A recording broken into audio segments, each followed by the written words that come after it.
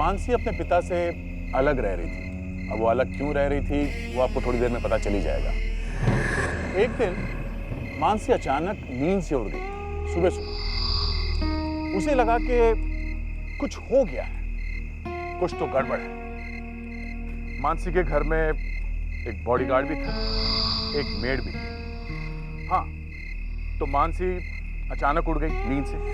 उसे लगा कि घर के बाहर, दरवाजे के बाहर कोई है। वो बाहर गई, उसने वहां एक बॉक्स देखा। उसने वो बॉक्स उठाया, उसे खोला और जब अंदर देखा तो किसी के कटे हुए बाल पड़े हुए थे। कटे हुए बाल। अब वो ये सोच ही रही थी कि ये बाल किसके हो सकते हैं। तब सामने दीवार पे लगे एक शीशे पे उसकी नजर गई जिसमें वो खुद दिख रही थी। अब जैसे उसने अपने आप को शीशे में देखा तो उसके होश उड़ गए, क्योंकि किसी ने उसके बाल काट दिए थे। किसी ने उसके बाल काट दिए थे जब वो सो रही थी। अब आप बताइए, घर में एक बॉडीगार्ड था, एक मेड थी, फिर भी किसी ने घर में घुस के बाल काट दिए। हाँ? और फिर उसी बाल को बॉक्स में डाल के भेज दिया। किसी ने कुछ देखा नहीं और किसी को पता नहीं। कैसे हो सकता है ये? और बाद में जो कुछ पता चला उसे देख के तो हम भी हैरान रह गए। आप खुद ही देख लीजिए कि हम लोग बेहोश क्यों हो गए।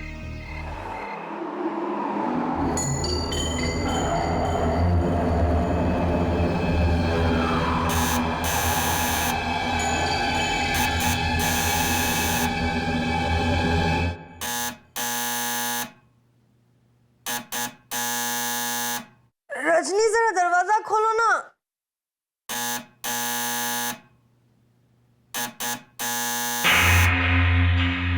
चैन से सोने भी नहीं देते। रजनी,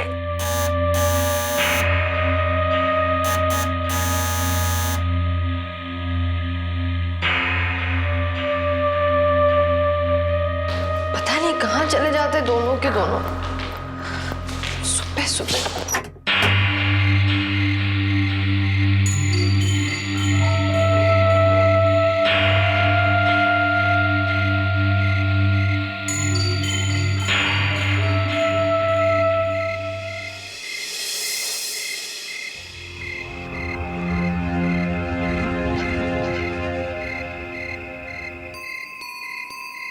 ये यहाँ किसने रखा?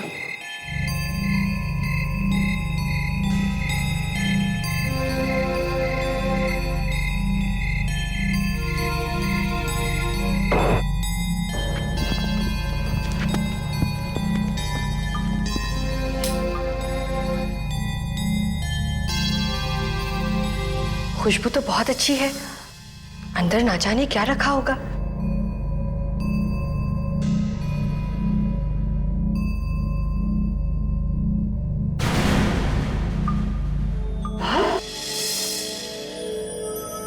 ये कैसा गिफ्ट है?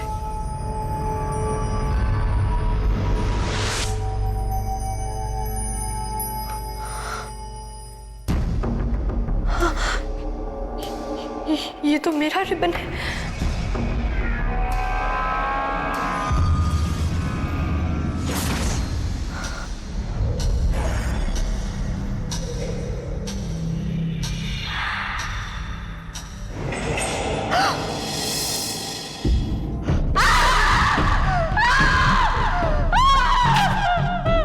क्या हो गया मेम साहब? क्या हुआ क्या मैडम? हुआ आपको? आप ठीक तो है? मेम साहब, रजनी, तुम्हें याद है रात को सोने से पहले मैंने इस रिबन से अपने बाल बांधे थे?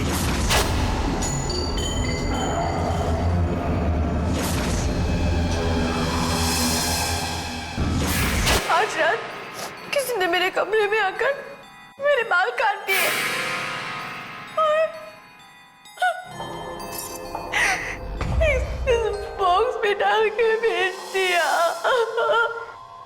मगर ये हुआ कैसे?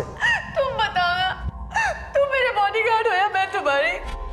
मैडम, मैं अभी आपके पिताजी को फोन करके बुलवा देता हूँ। नहीं नहीं, उन्हें टेंशन मत दो। लेकिन मेम साहब, वो घर में घुस गया और हमें पता भी नहीं चला। वो जरूर कोई खतरनाक आदमी है मेम साहब। जी हाँ, जिस तरह से कमरे में घुसकर उसने आपके बाल काटे, वो तो कुछ भी कर सकता था। मेम साहब, ऐसे में हमें सीआईडी को बुलाना चाहिए। तो तुम कहती हो कि कल रात किसी ने तुम्हारे घर में घुसकर तुम्हारे बाल काट दिए और फिर यही बाल इस बॉक्स में भेज दिए? सर दरवाजा तो बिल्कुल ठीक ठाक है और ताले के साथ भी छेड़छाड़ नहीं की गई है। सर, सारी खिड़की अंदर से अच्छी तरह से बंद है। क्या घर में आने का कोई दूसरा रास्ता भी है? नहीं, बस यही एक दरवाजा है। कमाल। तो फिर जो भी कोई है घर में आया कैसे? तुम बॉडीगार्ड हो? जी।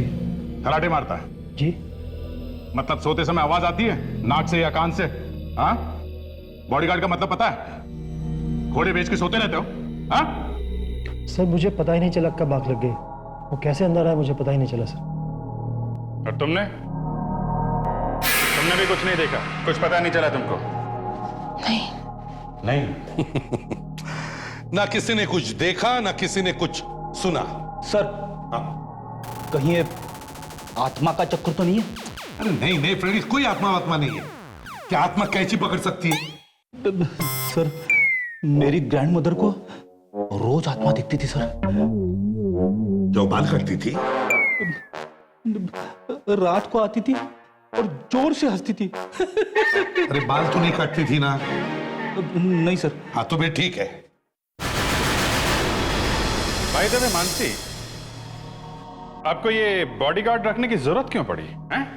अभिजीत, मोनू की डैडी ने कहा है कि बॉडीगार्ड रखना जरूरी है। मोनू? हाँ मोनू, तुम्हारा ही नाम मोनू है ना? हाँ, लेकिन आपको कैसे पता? मानसी, ये जो तुम्हारे डैडी है ना, रिटायर्ड ऑफिसर देव प्रकाश, मेरे बहुत अच्छे दोस्त हैं। तो फिर इनके डैडी को फौरन इन्फॉर्म कर देना चाहिए। नहीं, प्लीज ऐसा मत कीजिए, प्लीज। क्यों? अगर उन्हें पता चला कि ये सब हुआ है तो मुझे फिर से उनके साथ उनके घर पे रहना पड़ेगा। क्या मतलब? आप तो मेरे डैड को जानते हैं, थोड़े पुराने ख्यालात के हैं वो ये बिल्कुल नहीं चाहते कि मैं यहाँ अकेली रहूं। इसलिए हमारा झगड़ा भी हुआ है इस बात पर, और पिछले 2 महीनों से मैंने उनसे बात नहीं की है। देखो मानसी, एक बहुत सीरियस मामला है और बाप बेटी में छोटी मोटी नोकझोंक तो होती रहती है, लेकिन जिसने भी ये किया है शायद वो ये दिखाना चाहता है कि वो तुम्हारी जान भी ले सकता है। जान ले सकता है? या फिर वो तुम्हारे डैडी से बदला लेना चाहता होगा। कैसा बदला सर? वो अभिजीत, चलो मानसी, तुम्हारा सामान पैक करो, हमारे साथ चलो। तुम्हें अपने डैडी के साथ ही रहना होगा। लेकिन मेरी बात मानो मानसी, अपना सामान पैक करो, चलो हमारे साथ।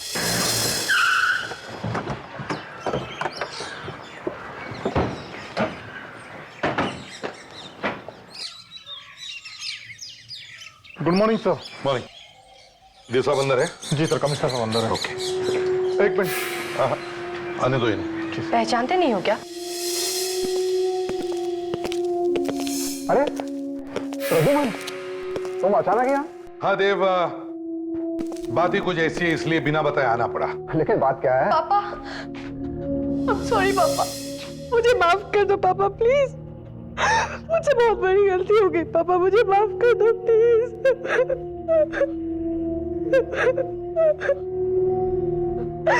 देखो देव, मानसी की जान को खतरा है।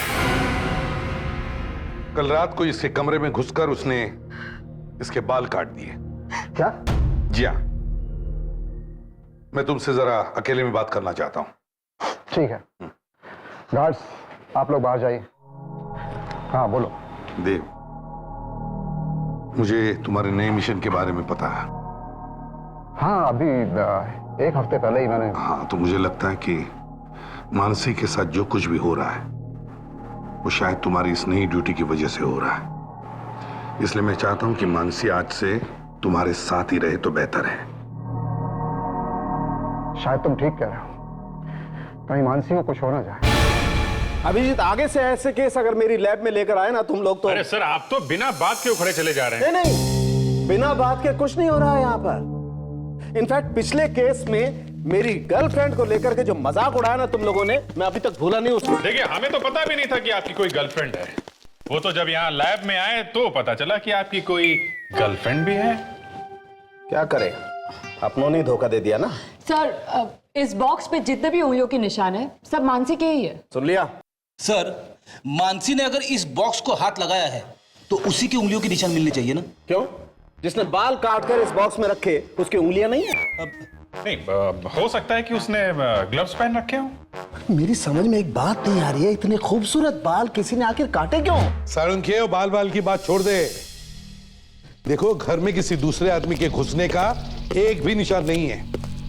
वो जो भी कोई था वो शायद पहले से ही घर के अंदर छुप कर बैठा होगा।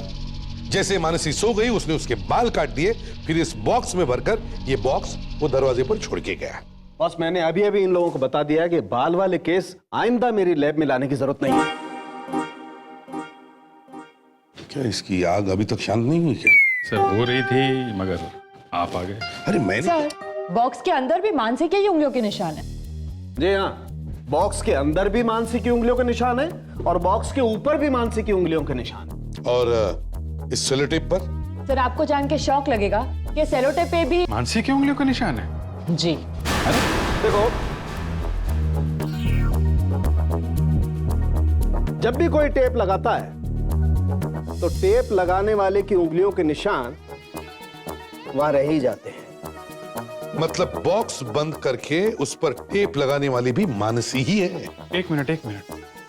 आपके कहने का मतलब है मानसी ने अपने बाल खुद ही काटे हैं? जी हाँ, इसीलिए तो ज्यादा दुख हो रहा है। इतने खूबसूरत बाल आखिर उसने काटे ही क्यों? सर, इतना सारा हंगामा किया है मानसी ने तो ऐसा लगता है कि उसकी दिमागी हालत ठीक नहीं है। हाँ, और शायद इसीलिए उसके डैडी नहीं चाहते कि वो अकेली रहे। सर, मुझे लगता है ये सब बातें उसके डैडी को बता देनी चाहिए। हाँ, मैं अभी फोन करता हूं।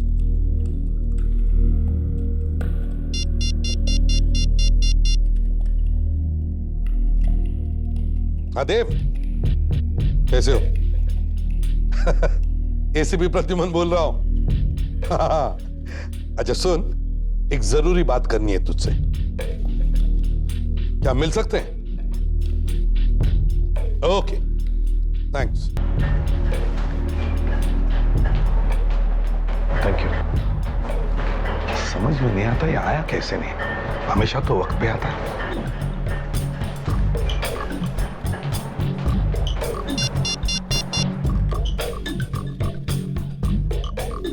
फोन उठाओ यार, फोन उठाओ। देव, मैं प्रद्युमन बोल रहा हूं। हाँ, एसीपी प्रद्युमन। देव, अरे फोन कट कर दिया।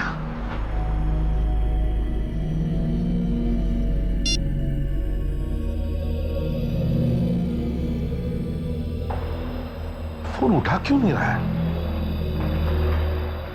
कुछ गड़बड़ तो नहीं? हाँ अभिजीत,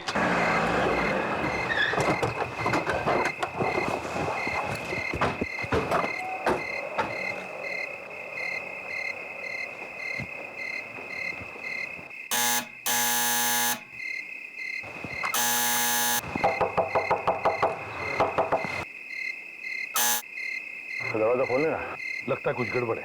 तोड़ दो सर दरवाजा, तोड़ दो।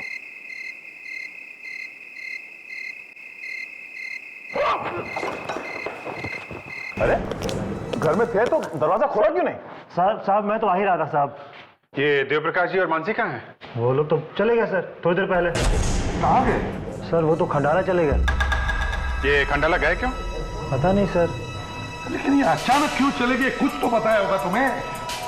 सर एक फोन आया था, उन्होंने फोन पर बात की, बक्से में सामान रखा और तुरंत निकल गए। अरे कुछ तो बताया होगा, खंडाला में कहाँ जा रहे हैं, कोई पता बताया उन्होंने? हाँ सर, उन्होंने एक पता दिया था। उन्होंने बोला कि एसीपी साहब आए तो उनको ये पता दे देना। मन शांति रिसोर्ट, रंधारी रोड, खंडाला। अभिजीत, जल्दी से खंडाला जाकर इस पते पर देखो। देखो ये लोग वहां पर क्यों छुपे हैं। देवप्रकाश जी ने खंडाला का एड्रेस तो दे दिया, पर वो अपना फोन उठा क्यों नहीं रहे?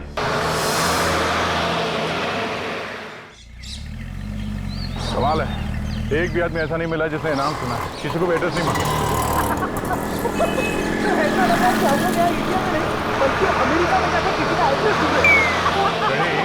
ये हंसने वाली बात नहीं है। एक बॉडीगार्ड ने यही का एड्रेस दिया था ना, क्यों? यही रोड बताया था ना? अरे पोस्टमैन बस। अरे ओ एक मिनट। क्या बात आप? ये मन शांति रिसोर्ट बंधारे रोड कहाँ पे है? ऐसी जगह तो कोई भी नहीं है खंडाला में। ऐसे कैसे हो सकता है? एड्रेस यहाँ है ही नहीं। नहीं, ये नाम मैंने पहली बार सुना है। मैं पिछले 20 साल से यहाँ पर पोस्टमैन हूँ। 20 साल से यहाँ पे? अरे 20 साल में लोगों को गली के हर कुत्ते तक का नाम याद हो जाता है, समझे? जी मुझे याद है। हाँ बताऊँ? इस जगह पे 3 कुत्ते रहते हैं, मोटी, रोटी और गोटी। हाँ, गोटी काले रंग का और वो हमेशा मोटे लोगों को काटता है। सर मैं जरा गाड़ी में जाके बैठ जाता हूँ। और कुछ नहीं, थैंक यू। बॉडीगार्ड ने हम लोगों से झूठ क्यों बोला?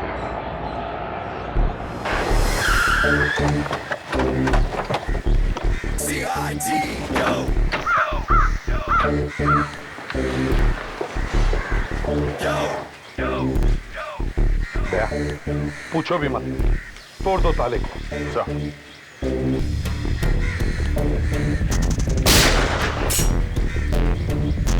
विवेक, ताले को संभाल के रखो, हो सकता है उस पर किसी की उंगलियों के निशान है।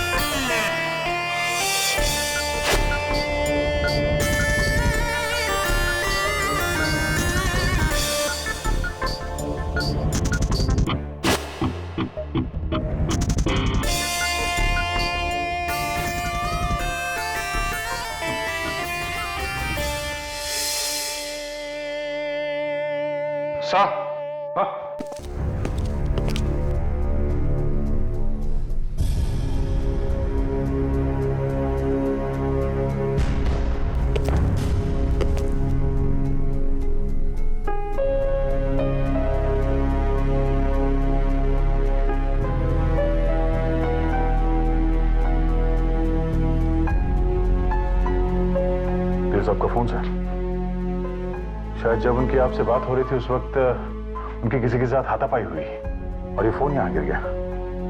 हाथापाई हुई और खून, पता नहीं उन दोनों में से किसका खून है ये।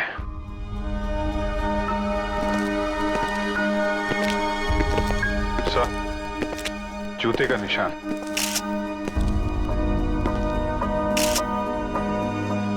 सर, ये किसी लड़की के जूते के निशान लग रहे हैं सर। हाँ, लगता तो वैसे ही है। सर, मुझे लगता है कि ये जो बॉडीगार्ड है सुमित, उसी ने ये सब गड़बड़ की है सर। तुम ठीक कह रहे हो विवेक। उसने हमें गुमराह करने के लिए खंडाला वाली कहानी सुनाई और जब तुम लोग खंडाला में जाकर पता ढूंढ रहे थे उस वक्त उसने अपना काम कर दिया। सर, हो सकता है बाहर जाते वक्त दरवाजे पे ताला उसी ने लगाया हो, तो शायद हमें ताले पे से उसकी उंगलियों के निशान मिल जाए। क्या लॉक पर से कोई उंगलियों के निशान मिले? हाँ सर, एक निशान मिला तो है। ये जरूर उसी बॉडीगार्ड सुमित का ही होगा। नहीं, नहीं अभिजीत, वो निशान उस बॉडीगार्ड सुमित का नहीं है। तो फिर क्या हुआ? कोई झटका देने वाली खबर है क्या? जी सर, खबर तो बिल्कुल हिला देने वाली है। क्या किसी खतरनाक आतंकवादी के फिंगरप्रिंट्स मिले? नहीं, आतंकवादी के निशान तो नहीं है, लेकिन ताले पर मानसी के फिंगरप्रिंट्स हैं।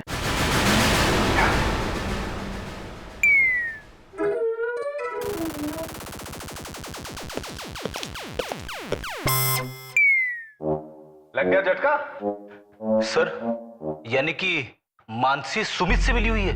सर, एक बेटी अपने बाप को नुकसान पहुंचाएगी क्या? तो मानसी ने अपने खुद के बाल काटे और फिर वो बाल एक बॉक्स में रखकर वो बॉक्स अपने आप को भेज दिया और फिर अपने बाप पर हमला करके उसका ही किडनैप करवा दिया। ये नहीं हो सकता सर, एक बेटी अपने बाप के साथ ऐसा करेगी? ये बात तो है। मुझे लगता है ये सब उस सुमित ने किया है, या फिर सुमित ने मानसी से करवाया है। जब हम लोग दरवाजे पे सुमित से बात कर रहे थे तो शायद उस वक्त उसने उन दोनों को अंदर बांध के रखा होगा और हमको बोल दिया कि वो लोग खंडाला चले गए। एक काम करो अभिजीत, देव के पड़ोसियों से मिलो, शायद कुछ पता चल जाए। ये जो मानसी तुम्हारे पड़ोस में रहती है, काफी अच्छी दोस्त है ना तुम्हारी? जी। उनके डैडी के साथ झगड़ा हुआ था ना? झगड़ा? हाँ, तुम्हें तो मालूम ही होगा। वो अलग रहना चाहती थी और उनके पिताजी देव प्रकाश साहब, उन्हें ये बात पसंद नहीं थी और इस वजह से उनके बीच में झगड़ा हुआ था। हाँ? मानसी और देव अंकल का तो कभी झगड़ा हो ही नहीं सकता, क्योंकि देव अंकल ने आज तक कभी मानसी को किसी भी चीज के लिए मना ही नहीं किया है। तो तुम्हारे कहने का ये मतलब है कि मानसी अगर अकेले भी रहना चाहती तो देव अंकल उसे मना नहीं करते? कभी नहीं। तो इसका मतलब है मानसी ने उनसे झूठ बोला है। पर सर, बात क्या है? देखो, बात ये है कि देव और मानसी दोनों को किसी ने किडनैप किया है। What? किडनैप? पर ये सब हुआ कैसे? कुछ दिन पहले कोई मानसी के बेडरूम में घुसा और उसने उसके बाल काट दिए और फिर वही बाल उसे वापस भेज दिया एक बॉक्स में रख के। क्या? जी हाँ, काफी लंबे बाल थे उसके। पर मानसी के बाल तो लंबे थे ही नहीं। जरा फोटो दिखाओ। ये मानसी? नहीं, ये मानसी नहीं है। ये मानसी नहीं है? नहीं। जरा एक ये मानसी नहीं है तो असली मानसी है कौन? ये है मानसी।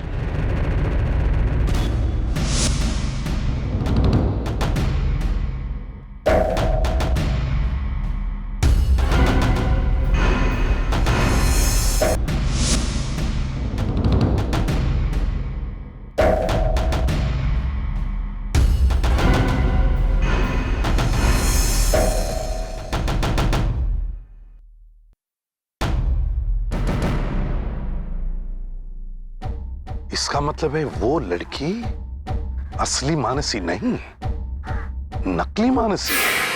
तो उस लड़की की हिम्मत तो देखिए, हमारे सामने भी मानसी बन के घूम रही है। वो बाल कटना, वो धमकी के बारे में बताना, ये सारा नाटक एक सोचा समझा हुआ प्लान है सर। एक अच्छी तरह से सोचा समझा हुआ नाटक है ये। हाँ, और ये सब देव प्रकाश तक पहुंचने के लिए उसे पता था कि खतरे में देखकर हम उसे देव प्रकाश के पास ले जाएंगे। देव प्रकाश के घर के बाहर सिक्योरिटी रहती है, उसे मालूम था वो सिक्योरिटी के बीच से खुद तो नहीं पहुंच सकती देव प्रकाश के घर तक। अभिजीत, हमारी वजह से देव प्रकाश की जान को खतरा हो गया है। सर, अब चक्कर ये है कि असली मानसी इस वक्त कहाँ होगी? ये दोनों की दोनों मानसी को ढूंढना होगा, असली भी और नकली भी। मैं सच कह रही हूँ सर, मुझे उनका असली नाम नहीं पता है, मुझे मानसी ही पता है। कब से काम कर रही हो तुम उसके साथ में? 2 महीने से। अच्छा, कभी उसे किसी और मानसी के बारे में बोलते हुए सुना क्या? नहीं। और वो बॉडीगार्ड सुमित, वो दोनों आपस में बात किया करते थे? मेरे सामने तो कभी नहीं की। अच्छी एक्टिंग की दोनों ने। यहाँ पर कहाँ से फोन आए, कुछ पता चला? पता लग गया सर, पिछले 2 महीने में एक भी फोन ना आया है ना यहाँ से किया गया है।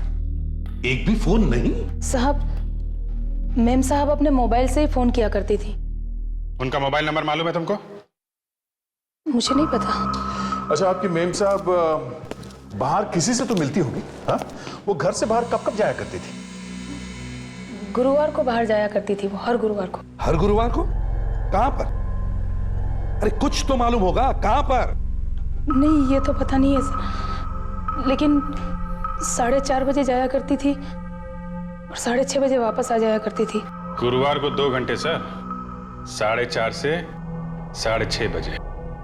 मगर इस मानसी के पास तो खुद की गाड़ी थी ही नहीं, तो फिर या तो वो किसी टैक्सी से या फिर ऑटो से जाती होगी। सर यहाँ पास में एक ऑटो स्टैंड है, शायद ये मानसी वहीं से ऑटो लेती होगी। जरा इस फोटो को ध्यान से देखो, आप इस लड़की को पहचानते हैं? ये लड़की शायद हर गुरुवार को यहाँ से ऑटो लेती है। हाँ साहब, पिछले हफ्ते ये लड़की मेरी गाड़ी में बैठी थी। कहाँ पे छोड़ा था उसको? कनिकापुरी रोड, और रास्ते में ही उतर गई। रास्ते में उतर गई? हाँ साहब, और पैदल चलने लगी। मैंने कहा भी आओ मैं छोड़ देता हूँ, तो कहने लगी तुम जाओ अपना काम करो। जब तक मैं वहाँ से गया नहीं ना था, वो वहीं पे खड़ी थी, एक ही जगह पे। इसका मतलब वो चाहते नहीं थे किसी को पता चले कि वो कहाँ पे जा रहे हैं। अभिजीत, वहाँ कनिकापुरी रोड पे कोई बाजार भी नहीं? वहाँ पे सिर्फ कुछ नए फ्लैट्स बन रहे हैं, कहीं वहाँ पे तो नहीं गए। अभिजीत, कनिकापुरी रोड पे और क्या है मालूम है ना? जेल? वहाँ पे तो जेल है। हाँ जेल है, और वहाँ हर गुरुवार को 5 से 6 के बीच में लोगों को कैदियों से मिलने दिया जाता है। तो मतलब ये मानसी, ये नकली मानसी वहाँ पे किसी कैदी से मिलने जाती है हर गुरुवार। ये तो बहन है जीतू की, हर गुरुवार को उससे मिलने आती है ये जीतू कहीं वो माना हुआ गुंडा और मर्डरर तो नहीं, जिसे 7 साल पहले एक एनकाउंटर में पकड़ा गया था? जी हाँ, ये वही है, और 7 साल से यहीं पर है। शायद एसीपी प्रद्युम्न भी थे उस एनकाउंटर में। इस एनकाउंटर में एक मौत भी हुई थी। जी, इसी जीतू के बाप को गोली लगी थी। अभिजीत, मेरे ख्याल से एसीपी साहब के दोस्त देव प्रकाश भी थे इस एनकाउंटर में, और हाँ, उन्हीं की गोली से जीतू के बाप की मौत हुई थी। कहीं ये नकली मानसी?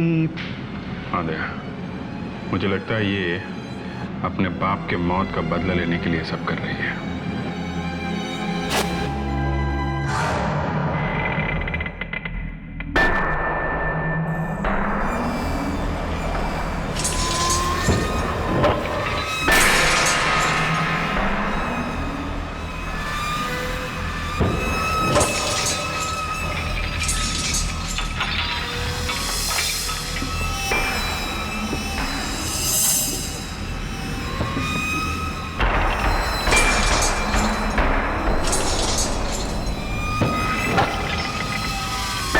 इस घंटे पहरा चाहिए मुझे इस पे।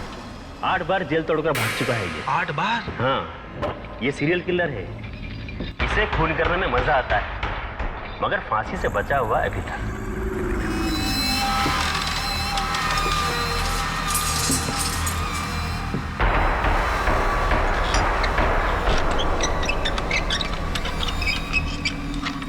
जरा संभाल के जीतू, बहुत लोगों को मार चुका है, कहीं अगला नंबर तेरा ना हो।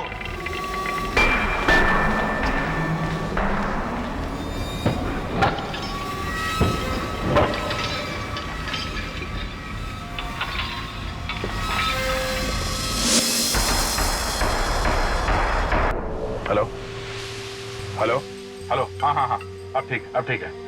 हाँ, तुम्हारी आवाज सुनाई दे रही है। अब बीच बीच में हाँ हूँ करते रहना। ओके, या बाय।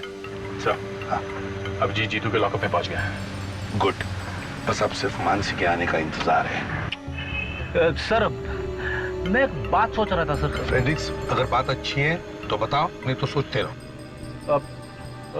नहीं, बोलो। पेट में रहेगा तो पेट में दर्द होगा, बताओ। सर, मैं ये कहना चाहता था सर कि अगर वो लड़की यहाँ पे नहीं आई तो... अब तो फ्रेडरिक्स कुछ और करेंगे, रोता क्यों है?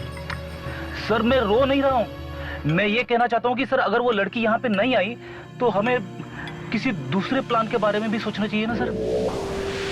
फ्रेडरिक्स, मानसी हर गुरुवार को यहाँ आती है, तो आज भी आ गई। हाँ सर, लेकिन एक अच्छे डिटेक्टिव होने के नाते मैं ये कहना चाहता था, अगर वो आ गई तो हम उसका चुपचाप पीछा करेंगे और असली मानसी और मिस्टर देव तक पहुंचेंगे, ठीक है? Yes sir. दया वो आ गई।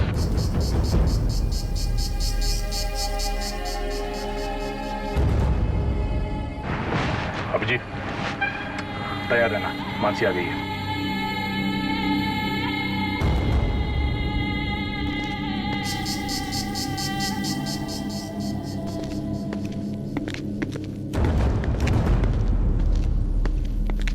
जीतू,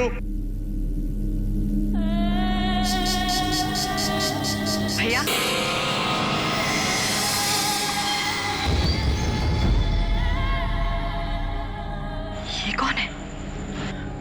खूनी है, इसे देखते से डर लगता है।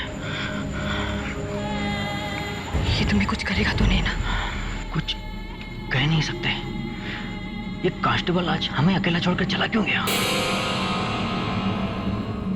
काम हुआ नहीं। जैसा हमने सोचा था बिल्कुल वैसा हुआ है। दोनों के दोनों को मैंने पकड़ रखा है। सीआईडी को भनक तो नहीं लगी? बिल्कुल नहीं। वो तो ये सपने में भी नहीं सोच सकते कि जिस नकली मानसी को वो लोग बचाना चाहते हैं वही असली मानसी और उसके बाप का खून करने वाली है। शाबाश मेरी बहना, शाबाश। यानी कि आज की रात हम अपने पिता की मौत का बदला उस देव प्रकाश से ले लेंगे। हाँ भैया, आज की रात मानसी और देव प्रकाश की आखिरी रात होगी।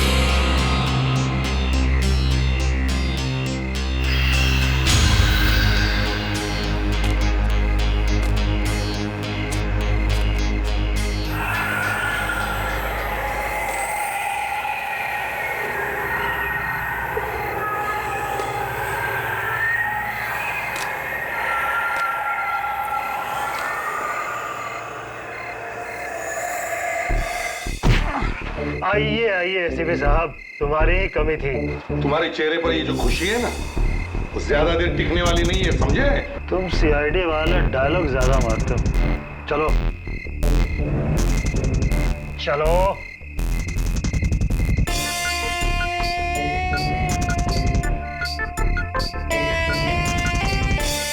चल चल।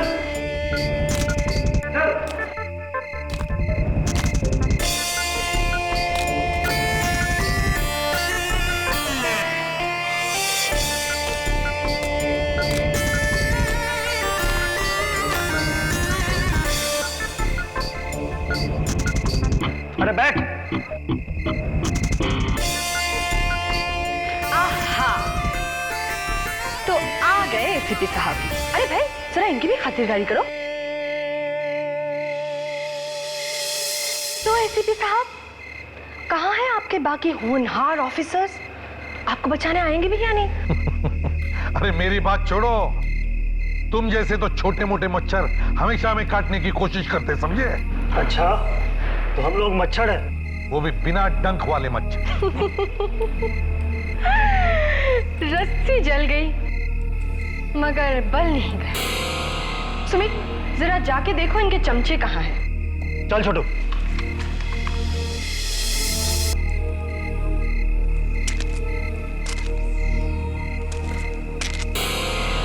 छोटू, ध्यान रखना, ये सीआईडी वाले हैं, कहीं से भी आ सकते हैं। कहीं से भी आ सकते हैं? हाँ, कहीं से भी।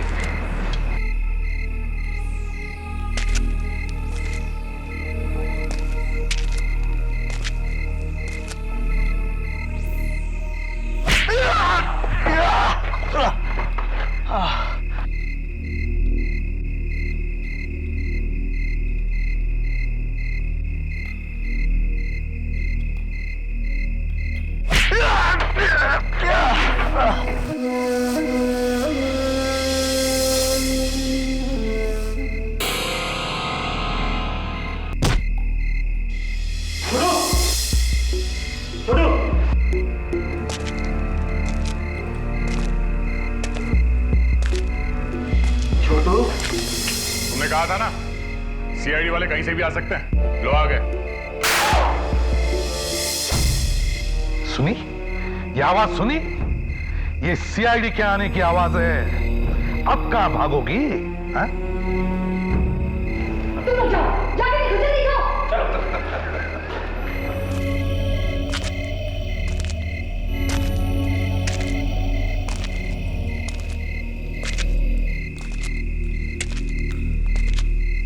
अरे रघु, तूने गोली की आवाज सुनी क्या?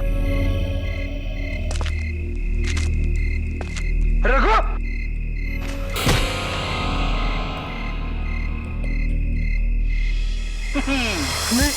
नहीं, कुछ नहीं। अब मैं बॉम्ब का टाइमर ऑन करने जा रही हूँ। अरे पागल लड़की, अगर तू टाइमर ऑन करेगी तो खुद भी मर जाएगी। इतनी उल्लू नहीं हूं मैं। मैंने बॉम्ब के टाइमर में 60 सेकंड यानी कि 1 मिनट समय आगे रखा। बस मैंने ये बटन दबाया और मैं भागी यहां से। और फिर ठीक 60 सेकंड बाद ठम, बॉम्ब फटा और बड़ा धमाका। फिर सब खत्म। देखो, बेवकूफी मत करो।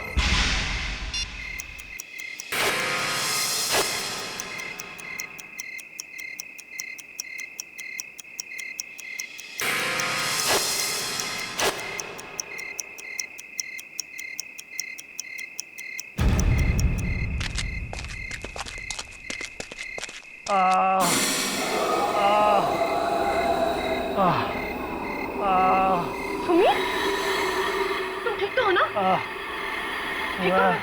मैं कौन हूँ? अबे गधे, चलो उठो यहाँ। ये गधा क्या होता? मानसी, इसे बताओ गधा कैसा होता है?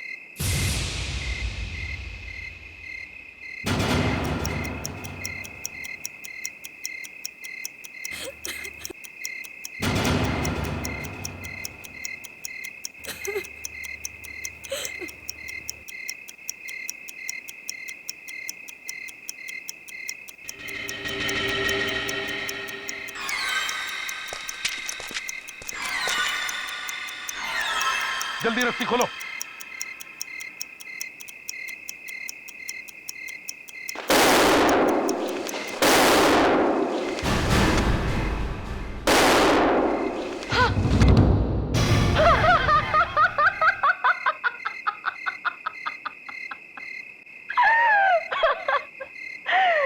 क्यों? अब पता चला गधा कैसा होता है?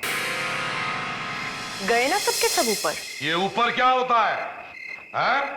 हमें ऊपर नहीं जाना है, जाना तो तुम्हें चाहिए।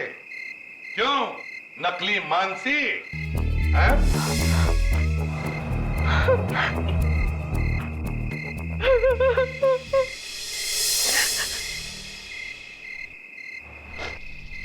मैं इससे बदला लेना चाहती थी, मारना चाहती थी इसे,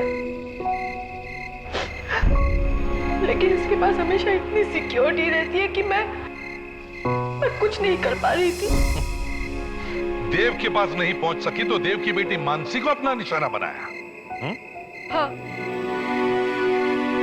इसे किडनैप करके इसकी जगह लेना आसान था।